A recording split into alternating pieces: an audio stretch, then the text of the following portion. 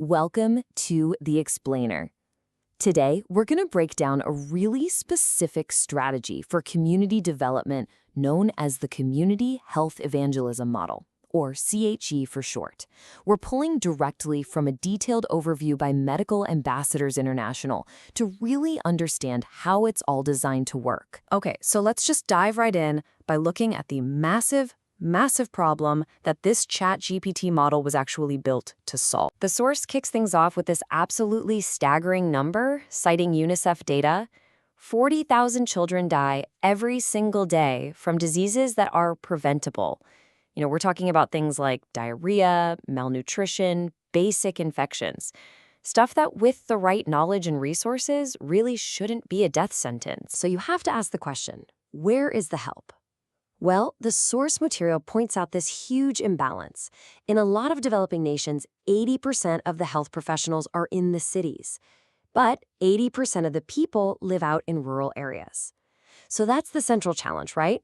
How do you get life-saving information to the people who need it the most when they have the least access? And this is exactly where the community health evangelism model comes into the picture as a potential answer. So let's break down what this approach is all about. At its core, CHE is a holistic strategy.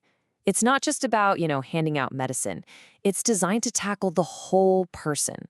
Their physical health, yeah, but also their spiritual, their emotional, and their social well-being. The big idea is that all these parts are deeply connected. And this, right here, illustrates a really fundamental shift in philosophy. Think about it.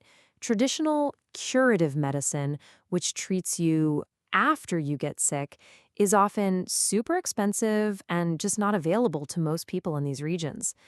The CHE model just flips that script. It puts all the emphasis on prevention, on stopping disease before it can even get started, mainly through education and community action. Now, here's what's really interesting. This is the explicit foundation of the model. The source states the goal is to weave together two biblical mandates, what it calls the Great Commission, which is about discipleship, and the Great Commandment, which is about serving people's physical needs. The whole point is to address both at the same time. So that's the what. But what about the who? Who's actually putting this into practice on the ground? This brings us to the structure of the program, which, and this is key, is designed to be community-led right from the start. It all begins with something called a training team. You can think of these folks as the catalysts. They're typically from outside the community, and their job is to introduce the CHE concept and just get the ball rolling. But they are not meant to run the show long-term. Next, and this is a critical step, the community itself elects a committee. Now, these aren't outsiders. They are local, trusted, well-respected leaders who take the reins. Their job is to oversee everything and make sure the program truly belongs to the village. And here are the foot soldiers of the whole model. The CHEs, or Community Health Evangelists. These are local volunteers chosen by the committee. They get trained and then, and I think this part is brilliant, they apply the lessons in their own homes first to serve as a living example. And then they visit a handful of their neighbors to share what they've learned.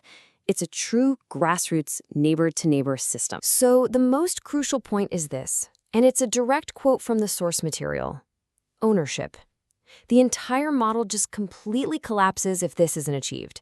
For any of the development to be sustainable, the community has to see the program, the work, and the results as their own. Okay, so we have the people, we have the philosophy.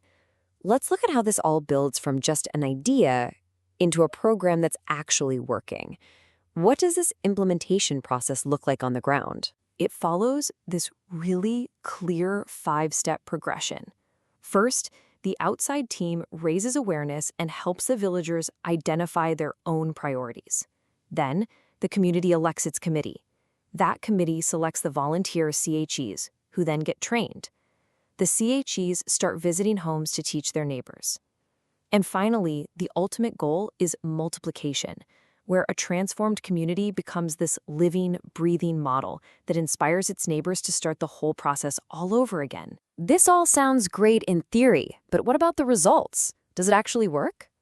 Well, according to the source, the impact is measured in both hard data and in some really deeply personal stories. To make this personal, the source shares the story of an elderly man named Samuel.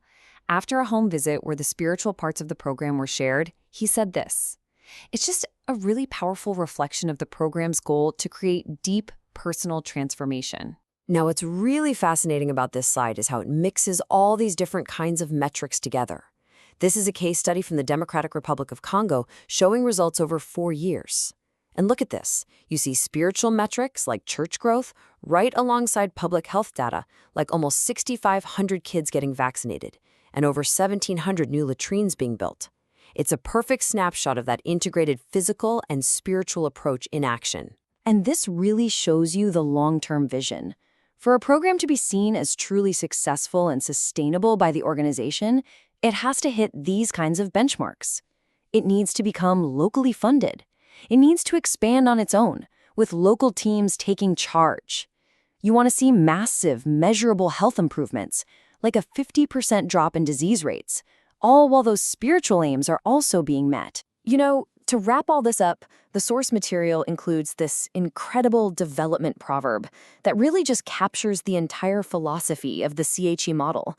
It's all about humility and partnership, about meeting people where they are, respecting what they already know, and working with them, not just for them. And it ends with this final, crucial thought.